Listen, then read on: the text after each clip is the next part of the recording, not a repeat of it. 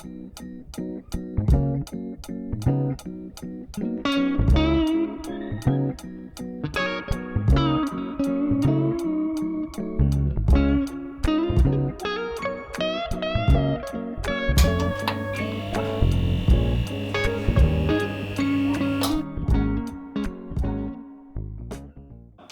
everybody, welcome to Friday PM. Excuse my casual wear. We were just out on a shoot with my friend, musician Jacob McCurdy, who happened to be able to stop by with us. He's going to play a song a little later as well. What's the song again, Jacob, you're playing? Oh, it's Feels Like Home. Feels Like Home, yeah. And where does feel like home for you these days? Oh, I mean, just at home with my fiance. Yeah. We just moved to Westbrook, and we've got this like beautiful little deck that we're able to just like have lunch on, and just sitting out there is just the nicest thing. Although I mean it's a little colder now, but that's definitely home. And is that where you conceptualized the song or wrote it, or? No, I actually wrote the song back in 2020 with Phil Holub and Alex Calabrese, and Phil's actually no longer with us, which is really unfortunate. But we sat down on like a Zoom session and decided we're gonna write a song that like Lake Street Dive would want to record or something. Right. And I mean, sure, I like messaged them on Instagram, but never heard anything back, which is just as well. Like I love the song too much to like really give it up, you know? Yeah, the energy on it's really nice. It's got a feel to it. Is that, do you write your songs by yourself often or also collaborate? Or it's a little bit of both? Oh, I'd say it's majority with other songwriters. I'd like to collaborate. I need the motivation and like help to stay on task.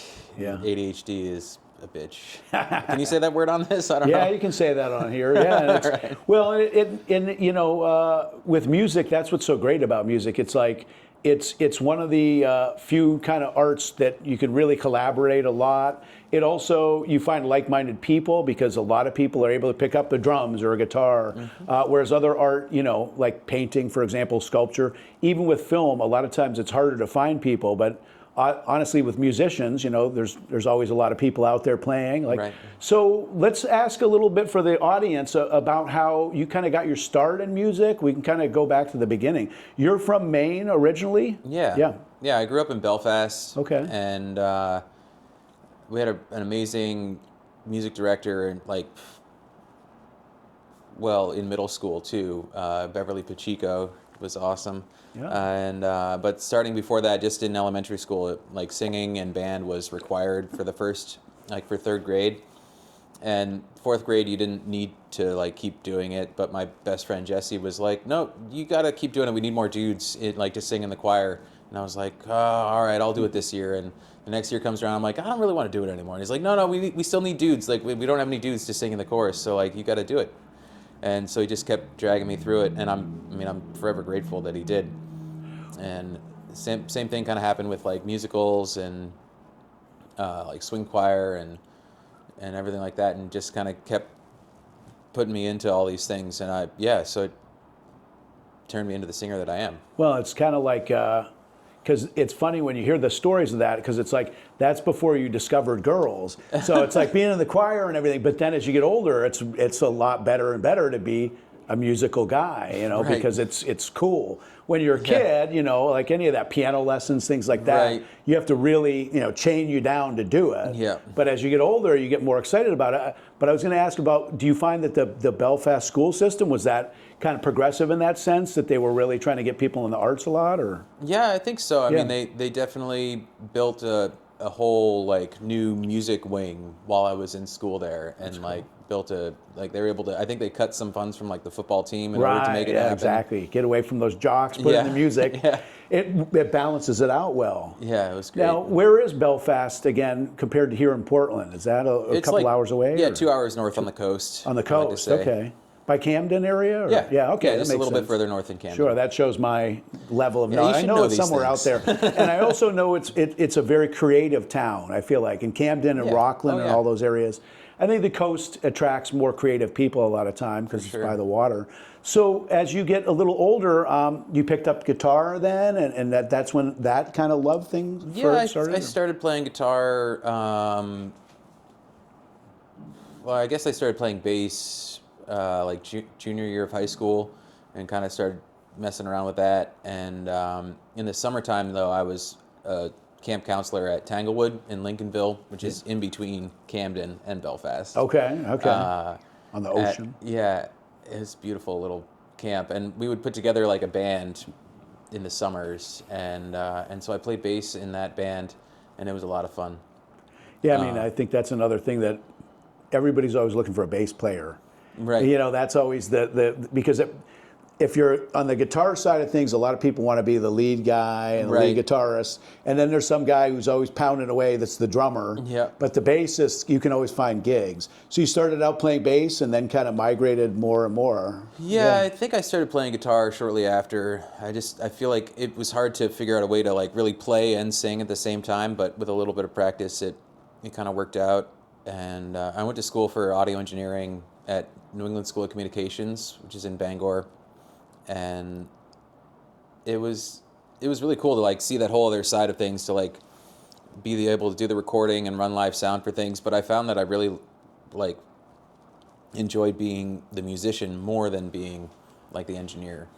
For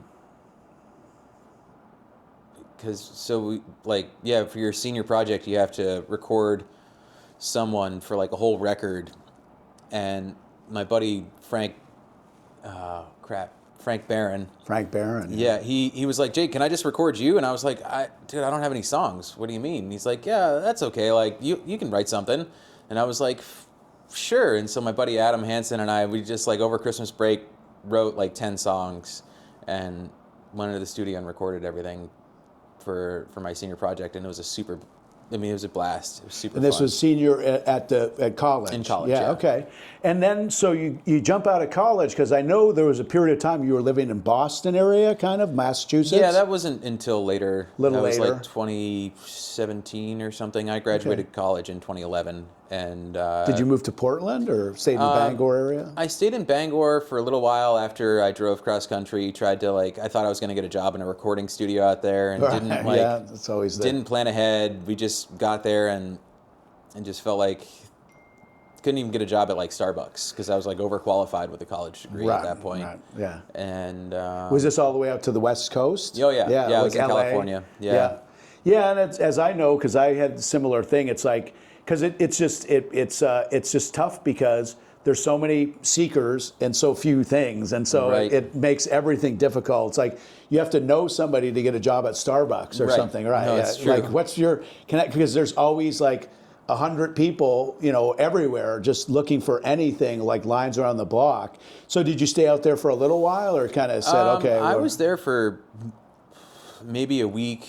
Because on the way out, we stopped in Colorado to see my half brother, and I ended up getting a job at Environment Colorado, and so I was one of the street canvassers. Like, hey, do you have a minute for the environment? Kind of thing. Yeah. And eventually got laid off because I wasn't raising enough money. Because I was like, what's the point? Like, I'm just taking these people's money. Right. Exactly. Yeah, I don't know. I had a similar thing here in Portland.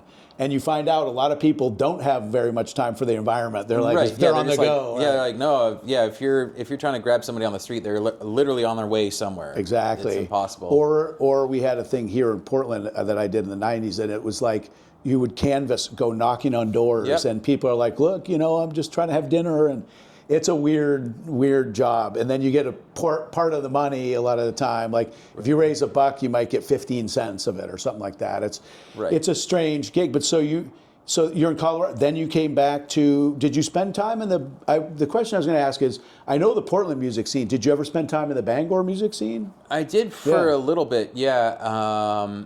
There was an open mic at Patty Murphy's that I definitely would play like every. I can't remember what it was. Tuesdays maybe or Mondays. Nights, yeah. It was Tuesdays, and they had $3 Newcastles. Right. Yeah. And so you're there, but it seems to me like you really kind of cut your teeth more when you went to Massachusetts. Do you feel like no? Okay.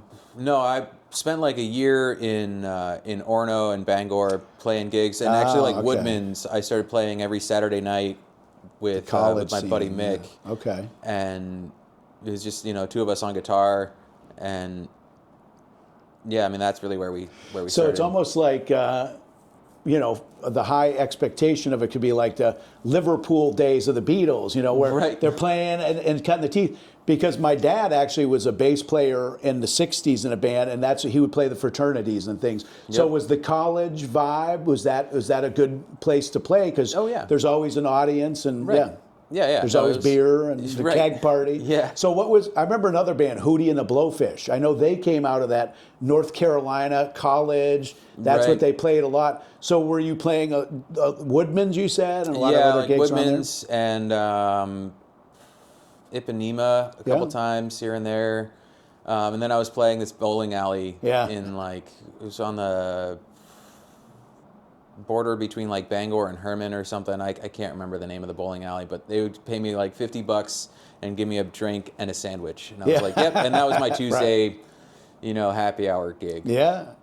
But it's like, I'm guessing that as you're learning and getting better and practicing songs, that's a great place to kind of rehearse almost. Oh, yeah, exactly. Low stakes, because they're not expecting it to be everything is perfect performance. And so you played there, and then what was that next chapter? Was it the Massachusetts days? No, or? straight to Portland. So then it was Portland. Okay. Yeah. So we're learning a lot here. So Yeah. then it's Portland music scene, which I find fascinating. And what was this, 2000 and early 2000s? That must have been 2012. Okay. About those days. Yeah, 2012, like summer, because I spent 2011 to 2012 living with some buddies of mine in Orno while they finished their like senior year in college, and I call it like my fifth year. Of college because I was just living the college lifestyle, but I was just playing music and started working for Equality Maine for a while and working on the same-sex marriage. Like try to pass that referendum, yeah, which exactly. did pass. Which I think. did, yeah. Okay. And we were able to actually. That's how I was able to move down here, was to keep working with them and transferred to their Portland office, which was awesome. And which may end up being repealed nowadays. We never know. Oh right? God. But we won't talk politics. So that's kind of your fifth year. But as you get to the Portland scene, because I think a lot of the people who watch my show, it's Friday nights, they like to kind of know where's where in Portland. Things have changed a lot since 2012, but what was that kind of music scene in Portland like? Well, so I mean, I would play open mic at Bullfini's. Bullfini's. For sure. And Dogfish, there was an open mic there for a while. And I feel like, both of these places are gone now. Exactly. I was going to say, gone but not forgotten. Yeah, for sure. Yeah. It's For crazy sure. how quickly during the pandemic, I think, especially with Bullfini's, because I feel like that was a situation where they kept trying to reopen, then they would close, reopen, and finally by the time they reopened, I think they just run out of money. I they think had to close. The landlord also just didn't renew their lease. And the landlord has just passed away. You'll be seeing this the week after we saw it. Joe Soli. Joe Soli just passed. Yeah, at 93. So he was a controversial figure in the Portland scene, but everybody has an interesting story about him. But so you were down in the Old Port, and then living here with those same friends, or Yeah, pretty much. Yeah. And what was the next chapter after that? And we're kind of going through the chronological to get us up to the present day. Well, so I started playing Fridays at Bullfini's, and eventually the owner asked me to play like a Saturday night upstairs with the whole band, and so we put together a band and got called the Dapper Gents because of when we were working at Equality Maine. Me and my buddies that all worked there, we would go in there, wearing like nice clothes and ties and stuff, and they'd be like, "Oh, here come the Dapper Gents," and we're like, "It's like new band name, I call it," and that's how it started. And so this is the era of the Dapper Gents, which you guys play a lot of different gigs, but you also have really, I believe this was something that was really interesting that you carved out. You kind of your own business model with playing a lot of different events and weddings, and you were kind of on the business side of that part of the group. I mean, it just kind of ended up happening that way. That the rest of the guys in the band were like, I don't know how to, I don't want to book gigs. You do it. I'm like, okay, I'll go and put in the legwork and book all the gigs and make sure that we all get paid and, all that stuff. And, built a website and all that fun stuff too. But it just kind of fell into my lap. But I guess over time, you do something for 10 years, you get good at it. You get good at it. Well, let's talk more about the Dapper Gents period of time.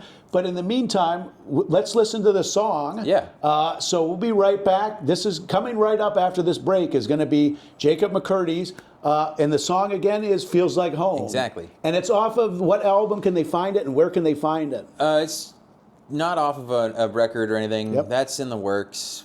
Hopefully we'll put together a whole full-length record at some point. But the single's available like wherever you find your music. Yeah, I found it on iTunes, but I'm pretty sure you can find it on Spotify. Oh, yeah. For younger people than me, they know all the other places where they can find music. So we'll be right back. Listen to that song. You'll love it. We'll be back with Jacob.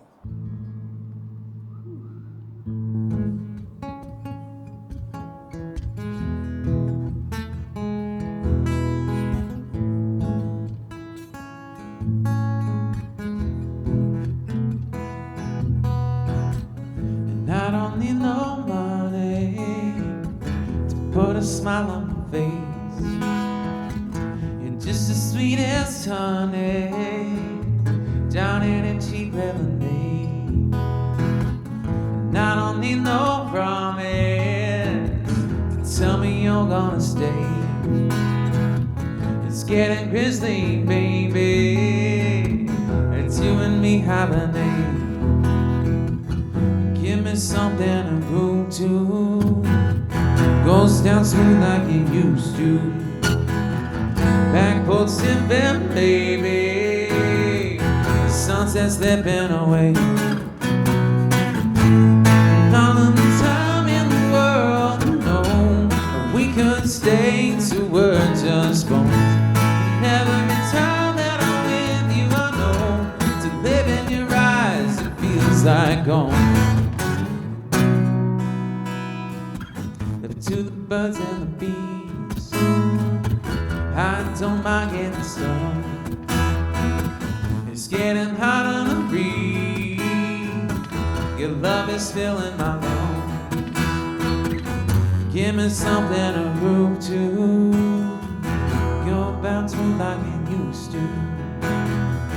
Backboard sipping, baby. Sunset slipping away.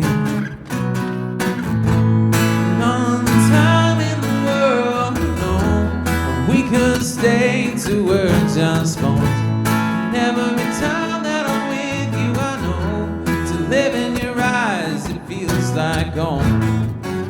And all the time in the world, all the time.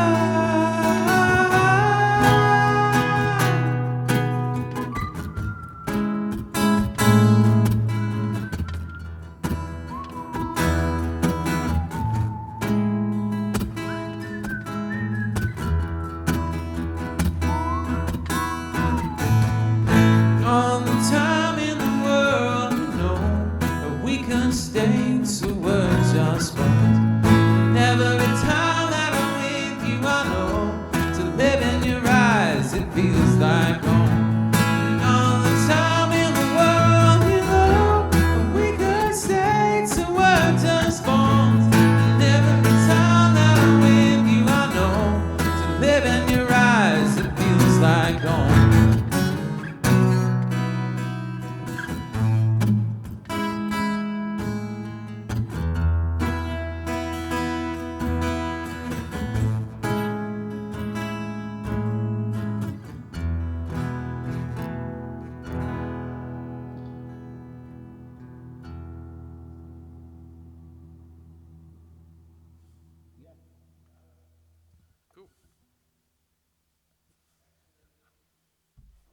Hey, we're back here with Jacob. I want to thank Jacob again and thank the Irish Heritage Center for giving us the access to the location to shoot at.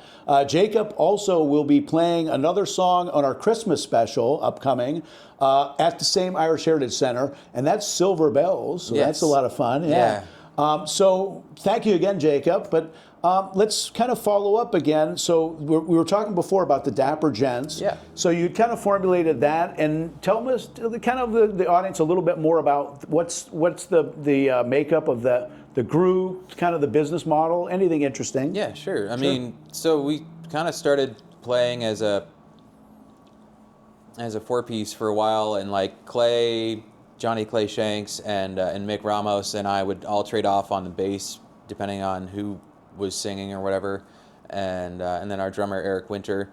But like Eric ended up going to Barcelona for school, and so we found a new drummer, and Mick moved to Boston for school, grad school too, and so we found a bass player, and somewhere in there Danny Rand and I started playing duo stuff together, and then he joined the band, and he and Clay didn't get along, so then Clay ended up leaving the band, and so then it's been me and Danny Rand and Stuart Gurley on bass, and Jonathan Clement on the drums for a while now. Yeah, and that's kind of an interesting thing for our audience.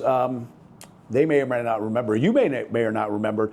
Actually, Danny Rand was on Friday PM a couple years ago. He played some solo cello with the looping pedals, and that was a song from the Lord, I think. And then Weekend, another song. Exactly. Really awesome, great guy. I'd forgotten he was in that band. Now that you reminded me, So that's him on the cello. Yeah, and you play guitar and sing. Yep. So the third guy is the drummer, right? There's the drummer. Jonathan Clement plays drums and he sings too. Okay. And then Stuart Gurley on the bass. On the bass. Okay. So Danny doing the cello, that doesn't replace the bass.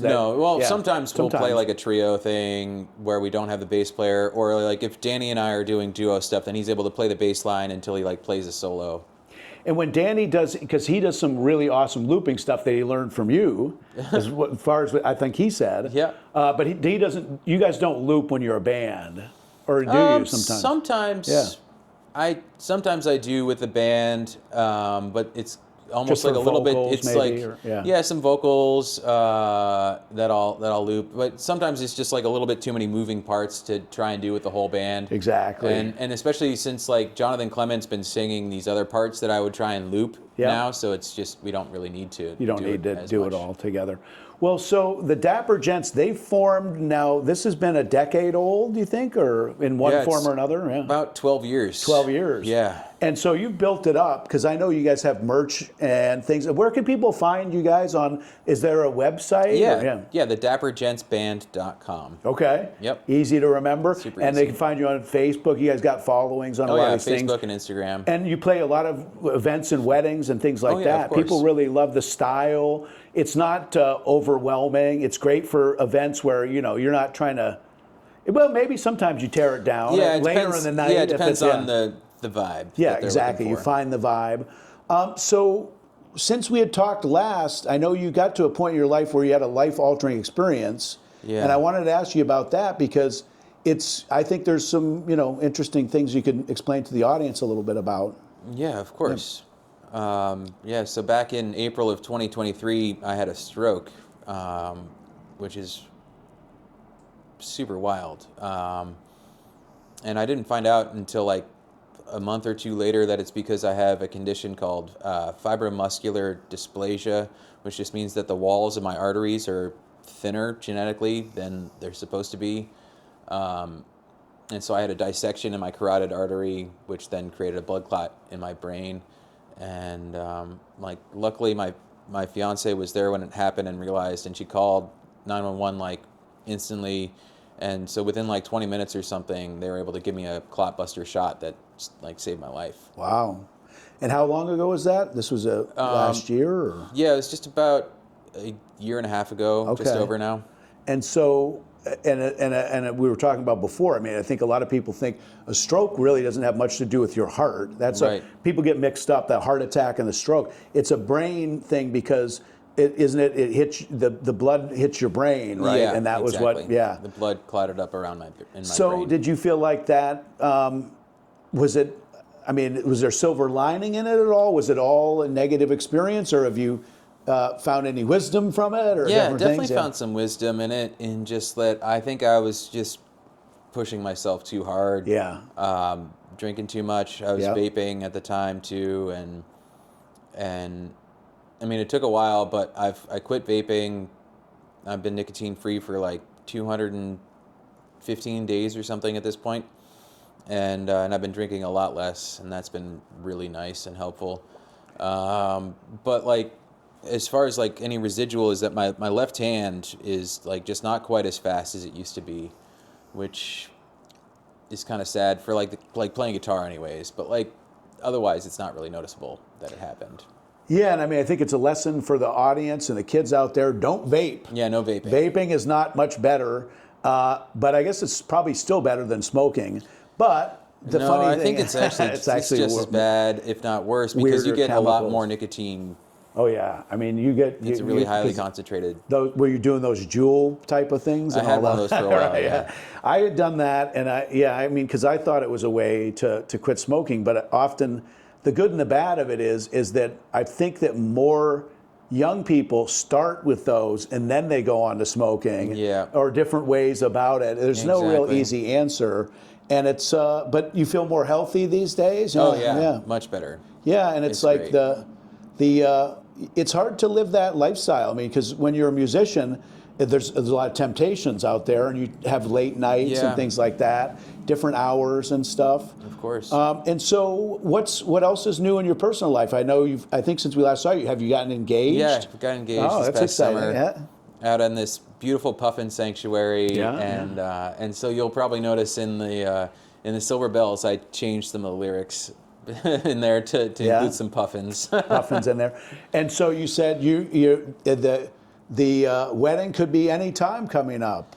Yeah, we haven't really set anything in Set stone anything yet, in stone, yeah. which is kind of nice. It's like we started to try and do some planning right after we got engaged, but we were both. She's a wedding photographer, and like we're both in the height of wedding season at that point, and it was just too much to try and like work all these weddings and try and plan ours. It was just too much.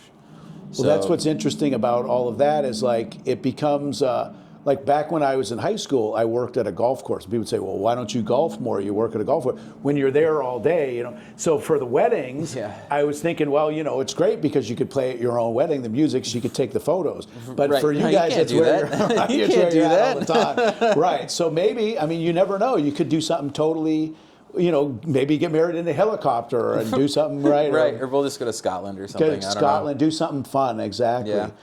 Well, could you tell the audience before we let you get back to where you need to go, where do people find you again? So it's mostly on that Dapper Gents. Can Yep. they find your Jacob McCurdy on social media? JacobMcCurdyMusic.com, or you know, it's the @ Jacob McCurdy Music. Also. Yeah, because I think the Dapper Gents, when it comes to the music, you guys have, I don't really know too much, actually, to be honest with you, about that side. Do you have original music that you guys have as a band? Because I know of you as a solo artist. For sure.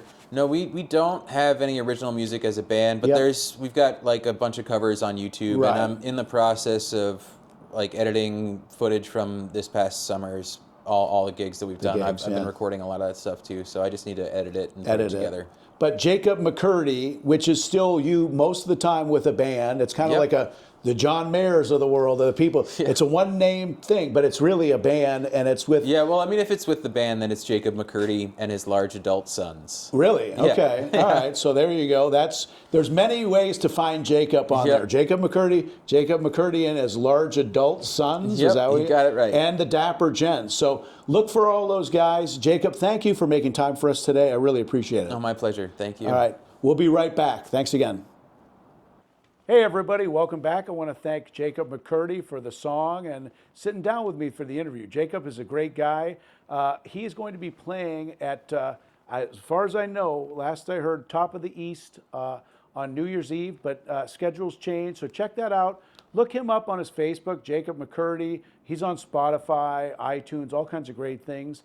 We're going to have some New Year's Eve promos coming up at the end of the show, so we can tell you about what we got coming up in just a few days on the New Year's Eve live show. That's going to be a lot of fun. We'll probably play a couple songs, but I also wanted to get a chance to talk to our downtown Portland, Maine expert, the Portland extrovert, Jamie Terrelin. She is anywhere that's opening, she's at. She says, I'll be at the opening of a book of matches. She goes to every place that's new and opening. But let's talk to Jamie a little bit.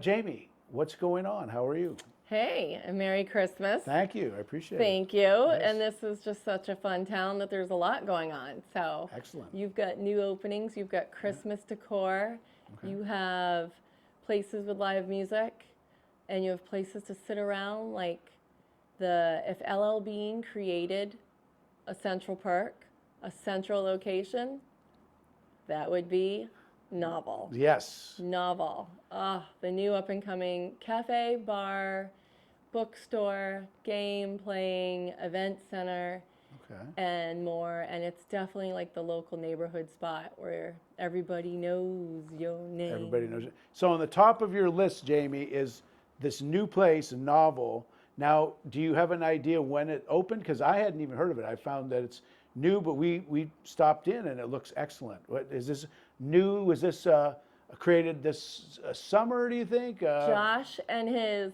buddy that was a bigger name in the whole business, but has stepped back a bit, and now it's mostly Josh Ames. Okay. And he is running and roasting. He's also roasting his coffee beans for that yummy cafe. Okay. And I got to step in today and roast my own dark roast decaf. I am always looking for good coffee. Never have I found a good decaf coffee, and I get to make my own Made at your own decaf. Novel because So- they have the roaster right there. Since we're on the topic of Novel, explain to the viewers out there, because they might want to pop in, especially if you're going to the State Theater or in that area, Upper Congress or Longfellow from- Square. But tell us what is it's a fusion, isn't it? A bar, a coffee shop, a bookstore, everything all in one? It is. You walk in, you first see like if LL Bean set up the Central Park stage of Friends. Friends, You see leather-bound couch and leather-bound rocking chairs.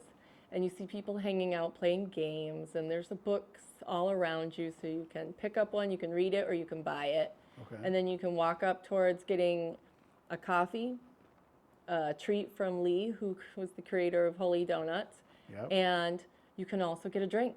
And a drink too? So you can get a drink too. And then you can continue to the further back, play games, read a book, sit and do a lot of people work there. Okay. Or you can go on downstairs during the weekends especially, or during New Year's. They'll have events downstairs in this gorgeous like underground setup with a bar set up there now too.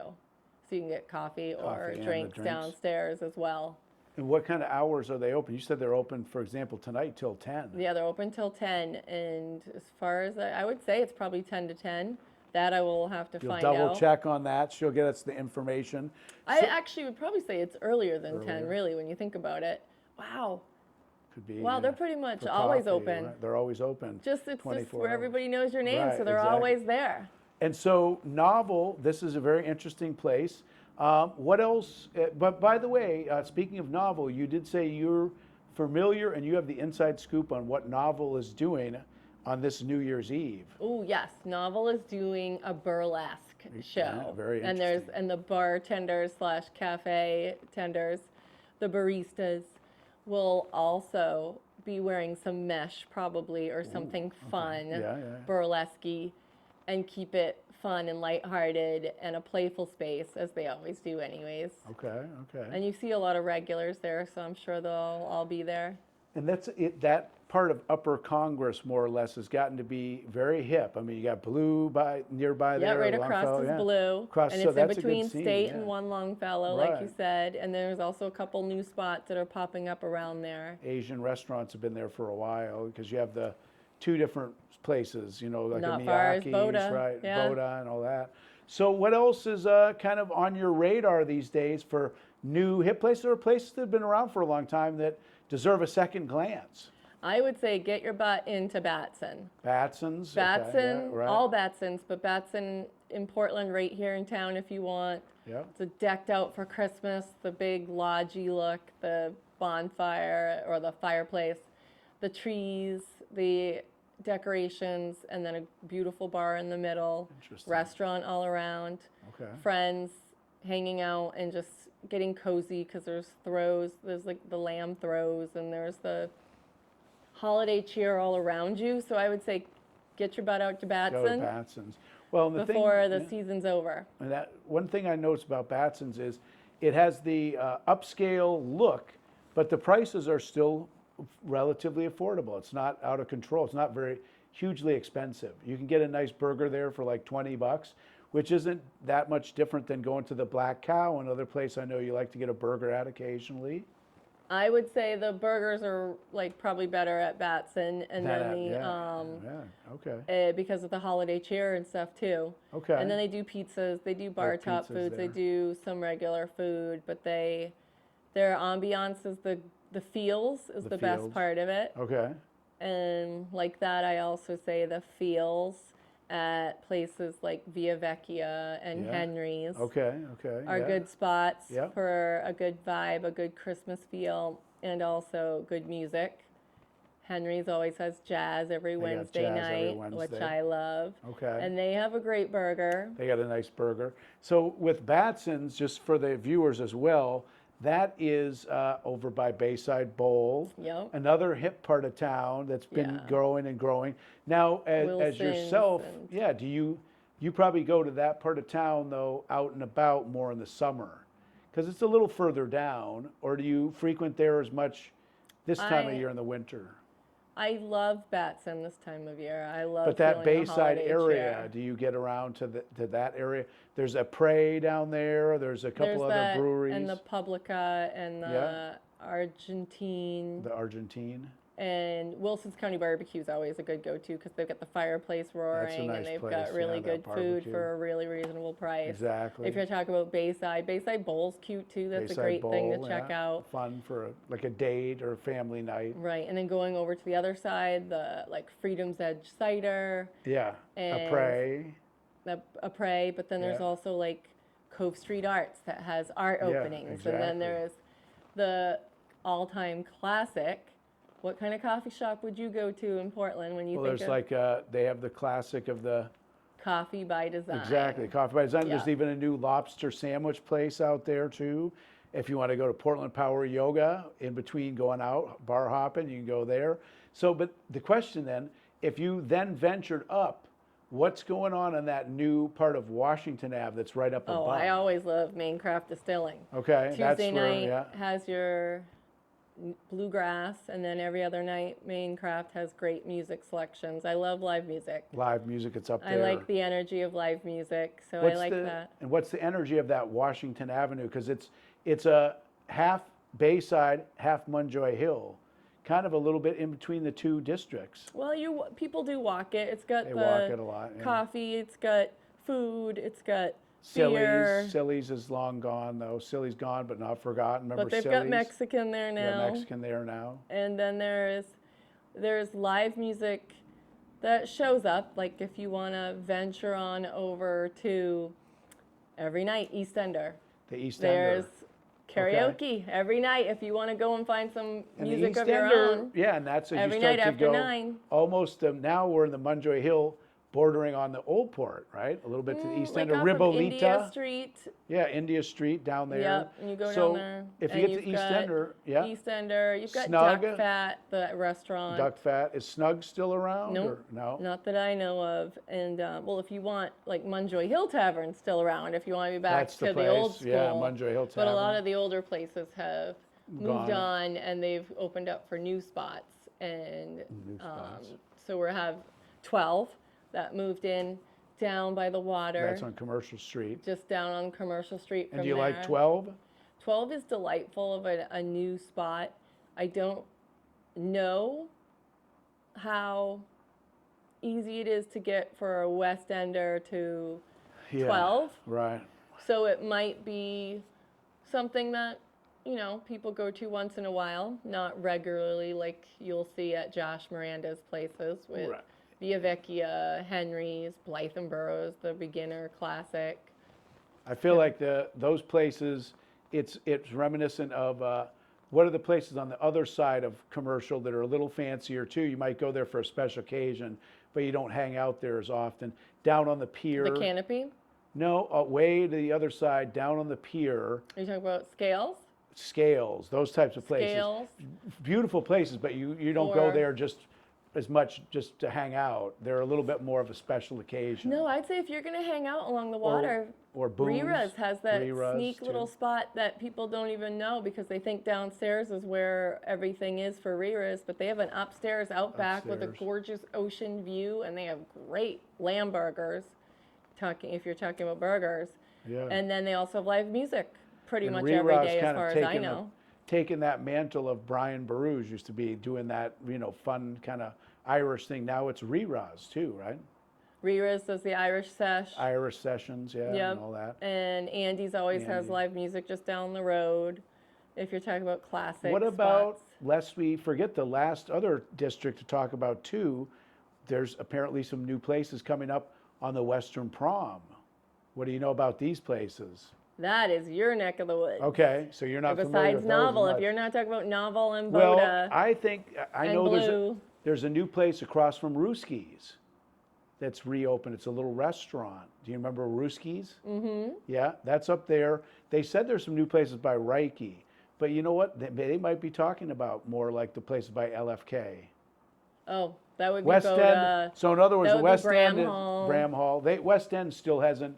It's still kind of a neighborhood up there. It hasn't really kicked into the full nightlife scene yet. Yeah, that's Okay. not a place you'd go to wander around at night to Yeah, it's get a little out and find a quieter. spot. You would It's be quiet. up there already if Walking you were going to around, go to yeah. a restaurant there. What about when you get to that part of Congress where you have the Bramhall or the Roma Cafe? Is that still out there, the Roma? I don't know. I know Bramhall is. Bramhall is still there. And then if you go down the hill, you can get out to some places out by the railroad tracks and everything. There's that brewery, Bunker Brewing. Bunker Brew. Do you like Yeah. that place? Yeah, that's a great spot Yeah. for hosting events. Okay, big events. Alpha has gone there for Monday nights. Okay. So that's always a good spot. So the last question for you about the nightlife, because we're going to touch on, we'll take a commercial. Can you have a minute? We'll ask you about New Year's events. But the last question for this overview of nightlife, what about outside of Portland? Is there good stuff? Do you get out there to the Westbrooks, the Cape Elizabeths, places like that, South Portland? Is there anything out there that jumps out?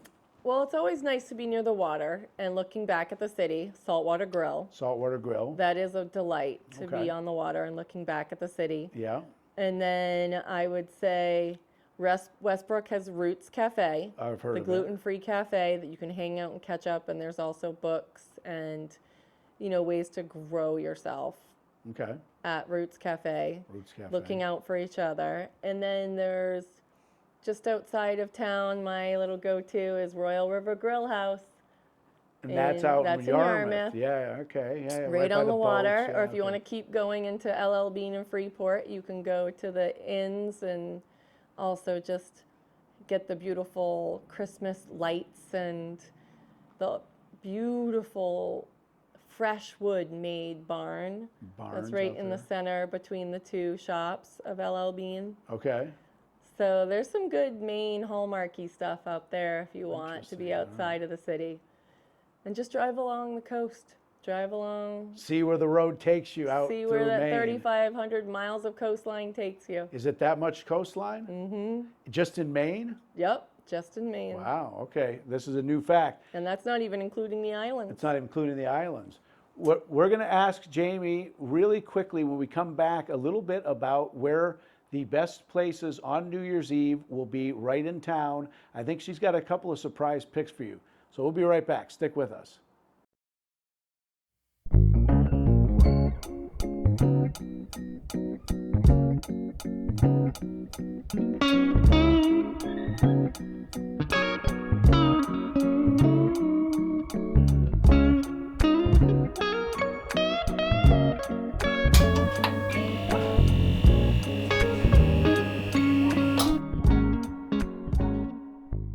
Hey everybody, we're back here with the Portland Extrovert. She has got 3 different really cool places to go on New Year's Eve. And at the end of this interview, she's going to tell us where to find her on her social media so she can tell us a few more of those places. She's going to have a real nice lineup on her social media. What's your social media again, Jamie? Jamie Terrelin, Portland Extrovert. Excellent. So find the rest of these because there's many, many, too many, but we only have time to point out 3. And what was the first one that you talked about with novel? Well, we talked about novel with the burlesque, fun, where Yeah. everybody knows your name, kind Exactly. of easy hang mingle. That's one. But number 2 was the Portland clubs having a disco night. A disco Yeah. night with the fun local family band. Laszlo family band, I think you said, yeah. Yeah. And then a DJ, yeah. And a DJ, and they're going to have a big room, so you'll be able to hang out, wander around, dance. And they're selling enjoy. tickets on Eventbrite for that. And then I think you talked about maybe the Top of the East. We think Top it of could the be the East dueling would be pianos. Delightful with the dueling pianos, and then they'll probably have additional music, is my guess. Yeah, we think Jacob McCurdy and his some gentleman, I forget, the Dapper Gentleman, I think they're Dapper called. Gents, that's who Dapper he is. Gents. That is and him that's and his Jacob. buddy. Yeah, so we think we're going to have those 2 different bands at the top of these, but check your local listings and tickets for that. And But Primo Cubano will Primo be at Cubano, One that Longfellow was where you were Square. talking That's a about. nice That's right. salsa Okay. dancing one. dancing there. That's right around the same hood. Yeah. So if you're talking about that Congress So you Square. can get a lot of this stuff and right downtown and walk around, get tickets to all these shows. I And think a lot plenty of of shows be at parking. different times. Parking. Just look in the paper, look online. Isn't it what Main Life or one of those ones? Is a calendar of different things. Yep, with Arano Valley. Yeah, Main Life. But where do you usually find what's going on? Facebook? They can find different events. I have people who reach out and let me know about things They tell going on, you. or I am also moving around about town moving and around. hear of events. And then I also get Facebook event invites, and also find them there. If you want to look on Facebook, you can find great events throughout Portland. And as me, if you want to look on Portland Extrovert, Jamie Terrelin, Portland Extrovert. Look and for her on can there, and she will have a lot more people. And you're great on social media. People can find you there. Say hello. DM her if you want to say hello. She's on there. She'll tell you what's going on. Thank you again, Jamie. Yep, and I'll be going live. She's going to be wherever it's live on happening. New Year's Eve, helping us out as a correspondent downtown. So watch our New Year's show. If we have the remaining minutes, I'll come back and I'll tell you a little bit more about the show so you know where to watch it, what time it's going to be on, all the rest of the particulars. Thanks again, Jamie. Thank you. See you on Luigi. New Year's. We'll see you again right after this break.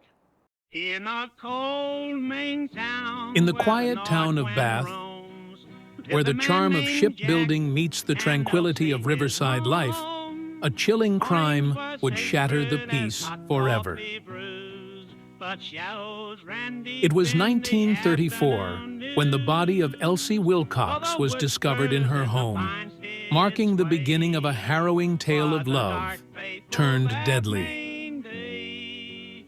Jack Wilcox, a shipyard worker, claimed to find his wife lifeless upon returning home. But whispers of a turbulent marriage echoed through the town. Fights, jealousy, and Jack's secret affair. As investigators delved deeper, they uncovered a web of lies, motives, and dark secrets hidden beneath the surface. Neighbors looked on as the sheriff took hold of a tale wrapped in sorrowful chilling. The trial captivated the nation. Jack's erratic behavior raised eyebrows as the prosecution painted him as a desperate man driven to murder. Yet, the defense argued it was an accident, pointing to Elsie's troubled past.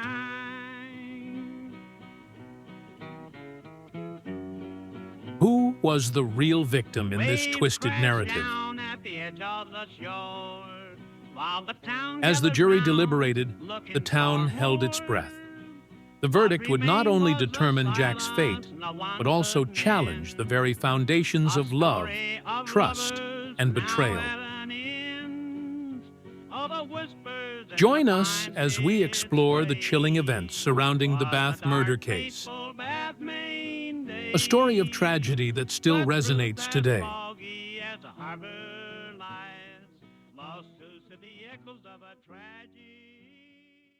Welcome to Frontier Love, the untold story.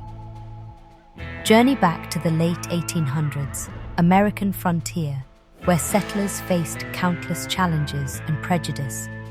Among them were Emily and Sarah, a courageous lesbian couple, forging their path in a time of great adversity. Life on the frontier was tough. From building homes to battling harsh conditions, Emily and Sarah faced it all with unbreakable resolve and a deep bond. Yet their love was met with disapproval from many, making their journey even more challenging. As tensions with nearby Native American tribes grew, the settlers faced a dire threat. An imminent attack from a hostile tribe loomed, and hope seemed fleeting. In a twist of fate, Emily and Sarah discovered a rare tribe of female Native American chiefs. Despite initial misunderstandings, they formed a unique bond, uniting their strengths and wisdom. Together, they prepared to face the looming danger. The hostile tribe's attack was fierce, but with the help of the female chiefs, Emily and Sarah defended the settlers bravely. Their combined courage turned the tide, saving countless lives and securing their place in history. After the battle, a celebration unfolded, marking the victory and the deepening friendship between the settlers and the tribe. Emily and Sarah's bravery and the unexpected alliance with the Native American women left an enduring legacy. Join us as we reflect on this extraordinary story of love, courage, and unity that transcended boundaries and changed lives. Welcome to the glitzy streets of 1980s Miami, where the sun shines bright and the nights are even brighter. Here you'll find the most beautiful men, charming, suave, and at the center of all the best parties. The air is thick with the scent of luxury, laughter, and something darker. But there's an unsettling truth lurking beneath the neon lights. Girls keep going missing, vanishing without a trace, leaving only whispers in their wake. And the rumors. Oh, they're as seductive as the men themselves. Sexy vampires preying on the unsuspecting. While the nightlife sparkles, there are those who dare to seek the truth. Investigators comb through the shadows, desperate to uncover the secrets hidden in this paradise. I can't help but feel drawn to it all. The thrill, the danger, the allure of the unknown. But should I join them, or am I just another potential victim in their nocturnal game? Stay tuned as we unravel the mystery of the neon vampires of Miami, if you dare.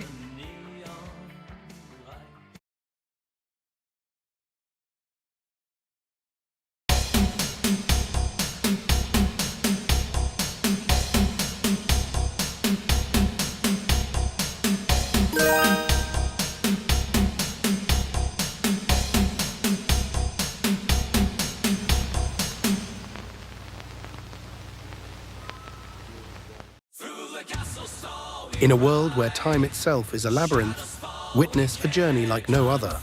Our daring time traveler begins in the heart of a majestic medieval castle, where legends are born and knights forge their destinies.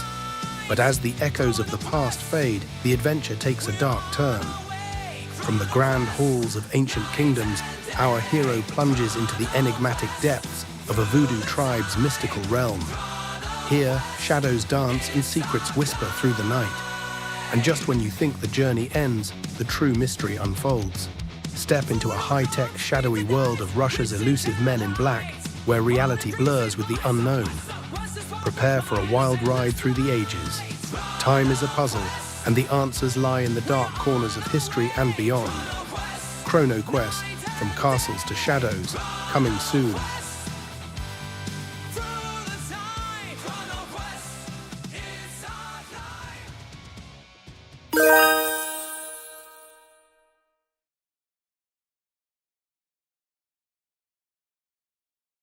In 1925, a small town in Tennessee became the battleground for one of the most heated debates in American history: evolution versus creationism. At the center of this historic conflict stood Clarence Darrow, a brilliant defense attorney known for his unyielding pursuit of justice.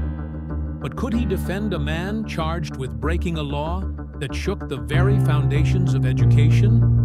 As the world watched, Darrow faced the formidable William Jennings Bryan, a three-time presidential candidate and a staunch defender of religious doctrine.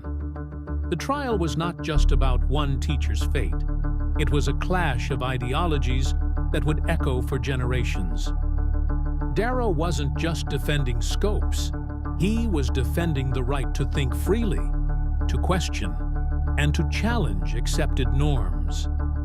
In a case that ignited a national debate on education and belief, Darrow's courage and intellect would pave the way for future discussions on science, faith, and the role of the law. Join us as we delve into the life of one of America's most unsung heroes, Clarence Darrow, and relive the trial that forever altered the landscape of American thought. In the echoes of neon lights, where shadows play. In the neon glow of a forgotten era, where shadows dance and time stands still. In a ghostly sway. Welcome to the Haunted Mall, where the 1980s never truly died, they just got a little creepy. Imagine a once thriving shopping paradise, now a ghostly labyrinth where the echoes of the past are more than just memories. The mall stands empty, its neon lights flickering with a life of their own, casting eerie shadows that twist and turn in unexpected ways.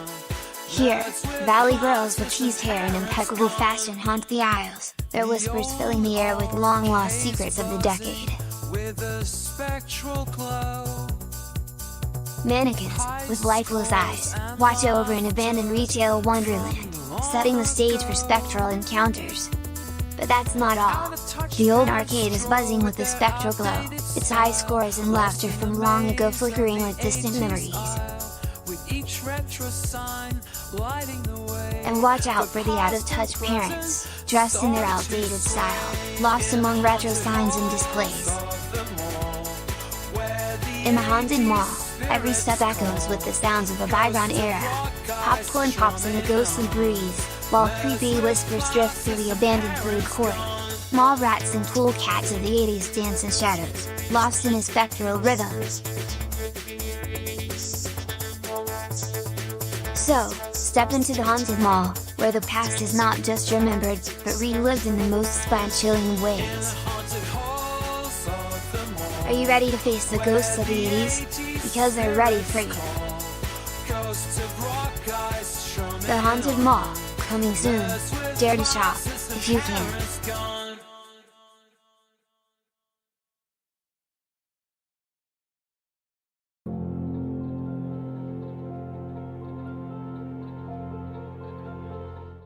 Hey everyone! Today I'm diving into something that has been a launchpad for many creators over the years, public access TV. If you've ever dreamt of seeing your ideas on screen, then you've got to hear this. Public access TV was born out of the need to give everyday people a voice. Back in the 1970s, the Federal Communications Commission, or FCC, mandated that cable companies set aside channels for public use. This was a game changer. Suddenly, anyone with a little creativity and a lot of passion could produce and air their own TV show without breaking the bank. Think about it. Before YouTube and social media, public access TV was the original playground for budding creators. It leveled the playing field, offering a platform where unique voices could be heard. This was where unknown talents could experiment, share their stories, and build an audience. Some fascinating characters have emerged from these channels. Ever heard of Fred Rogers? Yep, Mr. Rogers of Mr. Rogers' Neighborhood fame. His gentle approach to children's programming started on public access TV. Or what about Bob Ross? The man who made painting happy little trees a national pastime began right here. Now let's talk community. Public access TV has always been deeply rooted in the local fabric. It's where communities could showcase their culture, discuss local issues and celebrate their uniqueness. It brought people together in ways that commercial television couldn't. And here's the coolest part. It's still a fantastic entry point for aspiring TV creators today. With minimal costs, you can still produce content, get hands-on experience and build a portfolio. Plus you get to connect with your local community in a meaningful way. But what about the future? With streaming services taking over, you might think public access TV is a relic of the past. But think again. The principles of public access TV, accessibility, community and creativity, are more relevant than ever. Streaming platforms offer even greater reach, but the grassroots spirit of public access TV can inspire new forms of community-driven content. Imagine harnessing the power of streaming while keeping the heart of public access TV alive. It's not just about going viral, it's about creating content that resonates on a deeper level. So, if you're an aspiring creator, don't overlook this gem of a platform. Public access TV could be your gateway to the TV world. It's affordable, it's accessible, and it's packed with opportunities to learn and grow.